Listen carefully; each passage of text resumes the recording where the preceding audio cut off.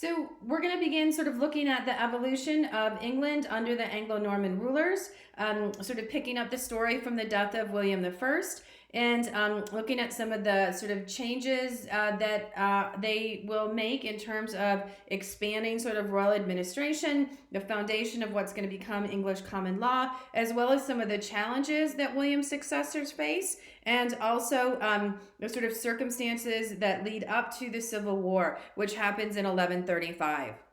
You can see from this map now, when we're talking about sort of Anglo-Norman England, we're looking at that yellow territory, which is obviously England proper. But now also this conversation is going to include the Duchy of Normandy and increasingly sort of possessions on the continent. So one of the major shifts that happens with the conquest of William is this reorientation of England sort of away from Scandinavia and looking now more towards sort of what is France, and then even further south to that, Rome. So you really do have a significant shift.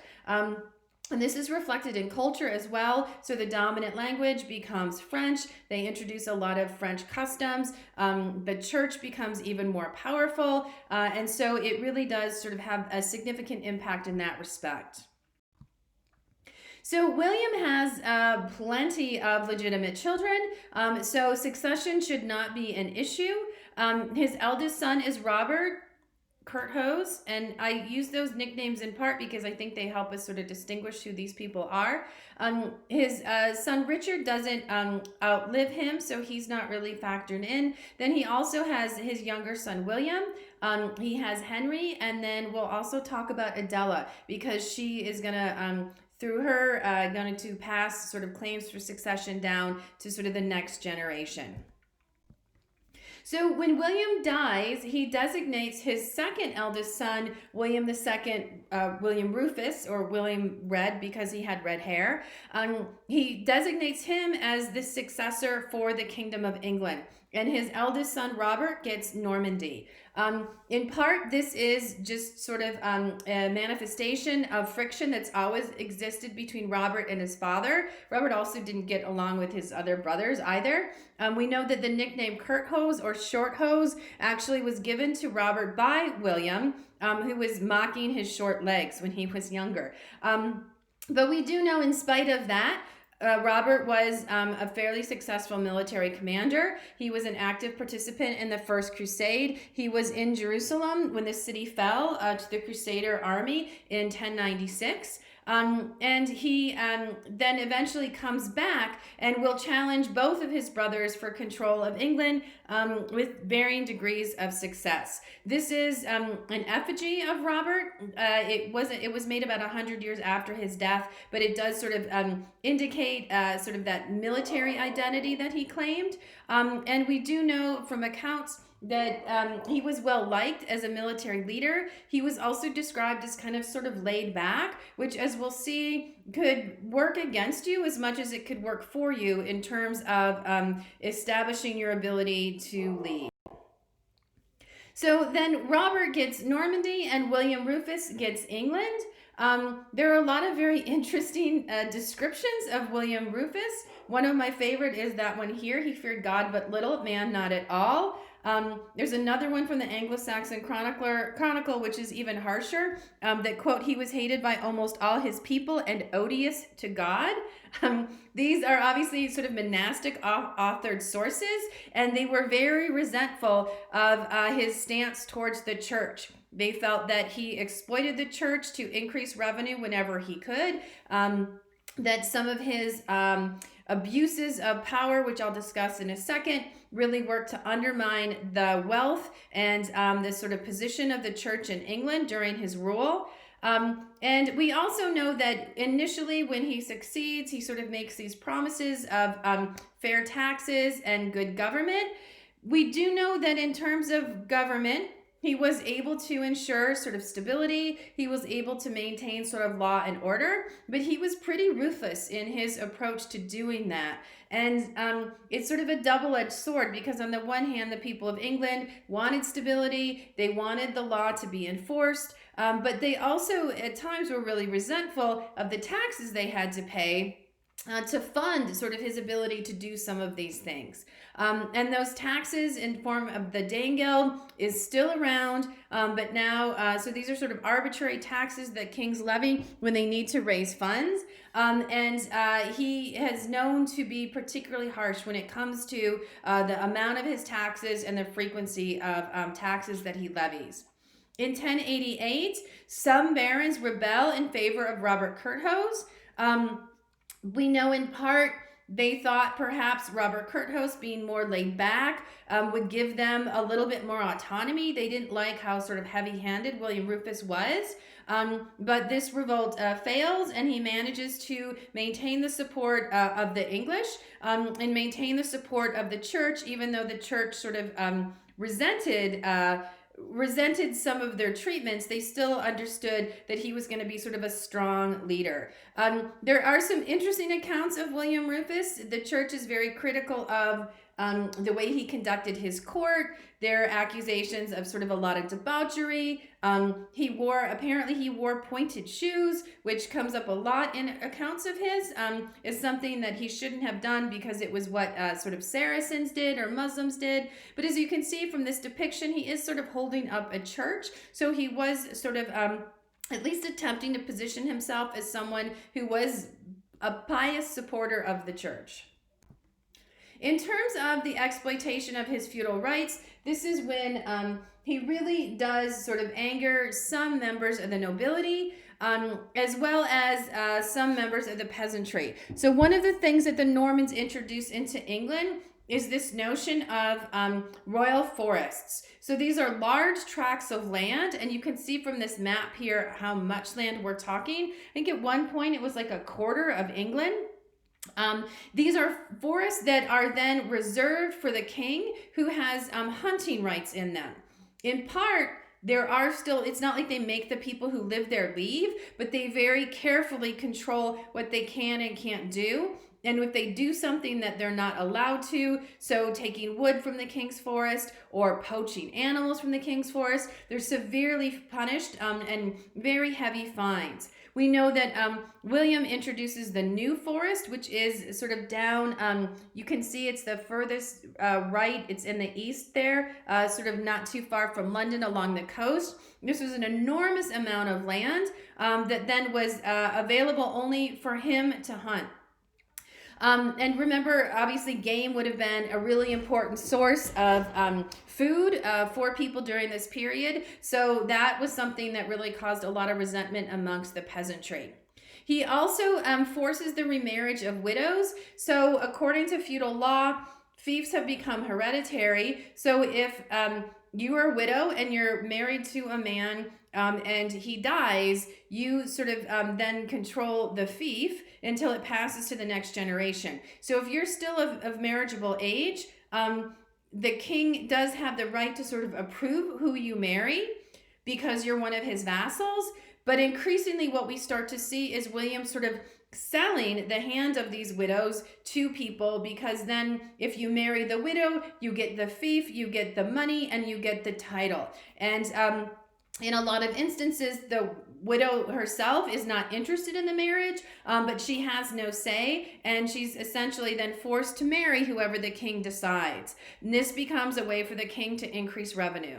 We also know feudal reliefs. So there is a custom where if a noble dies, before his son can succeed him, or his daughter, if there is no son, can succeed him, you have to pay a relief, which is sort of a payment. It's sort of like an inheritance tax.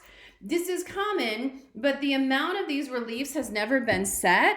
And so they can be very arbitrary. And we see, especially under William Rufus, he exacts large sums of money in the form of feudal reliefs. He also abuses his right to wardship. So the lord has the right, if the vassal dies and he leaves a minor, the lord has a right to accept responsibility for that minor until he comes of age. And that also means accepting responsibility for all of his lands. which means gaining all the revenue produced by those lands. And increasingly, we see that William will sort of sell wards to the highest bidder. They're not so much interested in taking care of the child. They're more interested in how much revenue they can exact from that child's estate until that child comes of age. And the other abuse that the church finds particularly egregious is when a bishop or an archbishop dies, the revenues being produced in that bishopric go to support sort of the bishop. If you don't appoint a new bishop, then those revenues go to the king. And so we do know that there are a number of instances when, say, the Bishop of London dies, and instead of replacing that bishop in a timely fashion, William just leaves the office vacant, and in the meantime, he collects all the revenues instead. So when William dies of a hunting accident, he's out hunting in the New Forest. An arrow actually comes mysteriously out of nowhere and it shoots him. You can see this sort of illustration in this picture. He's actually on horseback when it happened. The person who sort of seems to be his natural successor, because he doesn't have any children, he never married, even though he's in his 40s. His natural successor is his younger brother, Henry. And at this time, Robert is still on crusade. He's still coming back from Jerusalem. So he's not really sort of viable. So Henry immediately sort of seizes the royal treasury at Winchester, and he very quickly then sort of works to secure his position and get the support of the leading nobles and the leading members of the church so that he can be crowned. So one of the ways he attempts to sort of secure his position is he issues this. It's called the Charter of Liberties, and this is actually a copy of one of the earliest manuscripts. The Charter of Liberties is specifically sort of directed at promising the people of England that he won't govern the way his brother governed, that he won't be quite so ruthless, he won't be quite so predatory, he won't abuse his feudal rights. And so he promises things like more reasonable reliefs when a vassal inherits. He promises that he will not force a widow to remarry without her consent. He promises that he will be more sort of reasonable when it comes to assigning wards to various lords. And at the end of the day, though, we know that all of these things that his predecessor was doing really did produce a lot of royal revenue. And so if Henry had been quite as honest as he intended, he would have lost a lot of revenue. And so this probably is sort of a propaganda gesture. He probably never meant to sort of carry through on all of these promises, but it was sort of at least this indication that what his predecessor was doing was an abuse of his position. The other thing he does to sort of solidify his control of England is he marries Matilda. Her birth name is Edith, but then when she comes to England, she changes it to Matilda, who is from the Scottish royal family. And this secures the support of the King of Scots, who is a really important ally in the north. He needs to know that he's not going to have to fear from invasion from the north. She also kind of reaffirms that connection to the Anglo-Saxon royal family. She is a granddaughter of Edmund Ironside. She has a reputation for being extraordinarily pious, and she becomes sort of his intermediary when he is involved in important negotiations with the church. And on a number of occasions when he's absent, particularly when he is in France, sort of pursuing his attempt to conquer Normandy, he appoints her as his regent. And so she takes on a really active role in governing and is a very effective sort of administrator. This is her seal. So this is sort of a visual representation of her. And you can see sort of the signs of her authority with the orb in one hand. She was officially crowned. So this is the seal that she uses to authenticate any documents that she issues. There are challenges to Henry's rule, and you can see Henry here. This is a manuscript illustration of him sailing to France. In July of 1101, Robert attempts to invade. He does have the support of a number of Norman barons who really want to reunify the two countries under a single authority. They also like the fact that Robert's a little bit more laid back. This appeals to them because they think they'll be able to maintain more independence. They'll be able to keep a little bit more authority for themselves. In part, then, Henry has to sort of rely on more sort of the English in terms of sort of the nobility, but also the people who are fighting for him. But this doesn't end up resulting in open battle. Henry is able to convince Robert that it's in his best interest to actually negotiate a truce. And so he agrees to pay him 2,000 pounds a year in return for Robert acknowledging his claim to the English throne. However, shortly after, Henry himself goes on the offensive, and in 1104 he invades Normandy. And so there's open battle at Tinchebray in 1106, and Robert is captured by Henry's forces. He's then put in prison until 1134. I think he's like in his 80s when he finally dies, so that's a really long time to live in prison. This finally then, with Robert out of the picture, he does have a son, but his son dies shortly after 1106 as well. Then England and Normandy are reunited under the authority of a single individual again. And that's going to remain the case through the remainder of sort of the Angevin monarchy. So in terms of, and this is a depiction of the Battle of Tinchebray, which you can imagine sort of you probably have people who recognize each other fighting on opposite sides. So it's the type of internal warfare that England really would have preferred to avoid. So in terms of government, Henry, and this is him depicted here, he has a royal writ in one hand and a church in the other. Henry was, for the most part, fairly well liked. He was admired for his effective administration. Orderic Vitalis, who is one of the most sort of prolific chroniclers of the period, described him as the glorious father of his country. He's also described, one of his nicknames is the Lion of Justice, because of how much he contributes towards the expansion of English common law. In terms of financial revenue and financial administration, it is expensive to run a country. It is expensive to be able to do the things that he needs to do. He needs to build castles.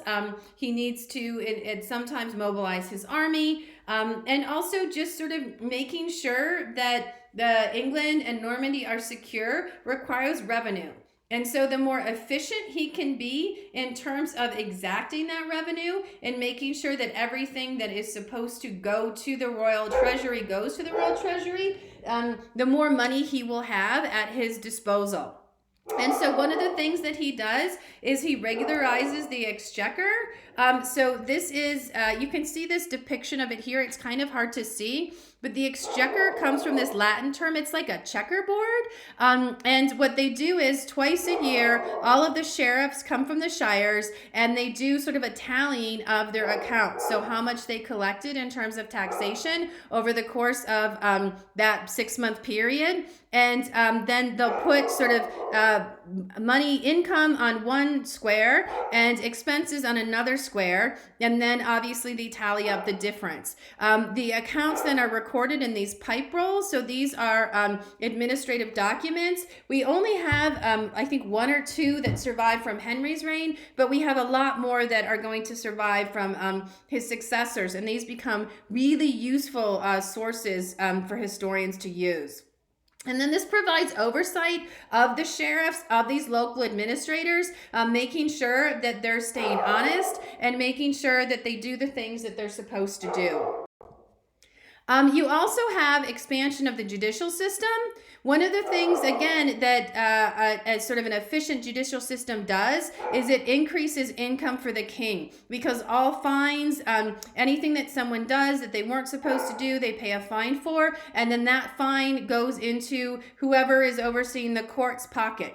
Some justice is sort of delegated to some of these vassals on the ground, but Henry is very careful in protecting sort of his rights because he wants to protect that income, and he also sees it as a way to expand his authority. And so one of the things that he introduces is this idea of itinerant justices. So when you look at documents from this period, they'll talk about the king's justice. So all laws ultimately stem from the king.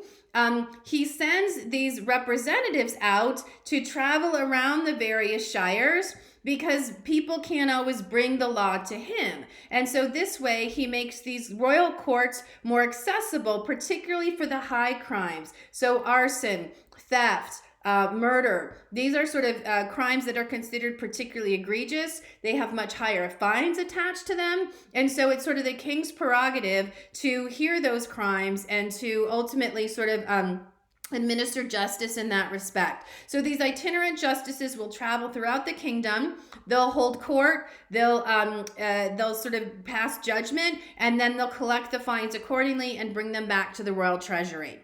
Obviously, then he also continues to expand sort of legal precedent in the form of these royal writs. So I talked about these before. So these are really brief royal commands, usually dealing with a particular issue, but taken collectively, then they become sort of important legal precedent. And when the system is sort of regularized later, they'll be important sort of in helping with that. So this is an example of a royal writ. So you can see it's pretty short and to the point. Over the course of his rule, Henry issues over 1,500 of these. We actually have 1,500 that have survived. So we know there's probably even more that just haven't survived. And these then sort of deal with grants of land, exemption from taxes or tolls, royal commands, but all types of sort of issues that the king then needs to resolve that ultimately sort of help establish stability within the kingdom.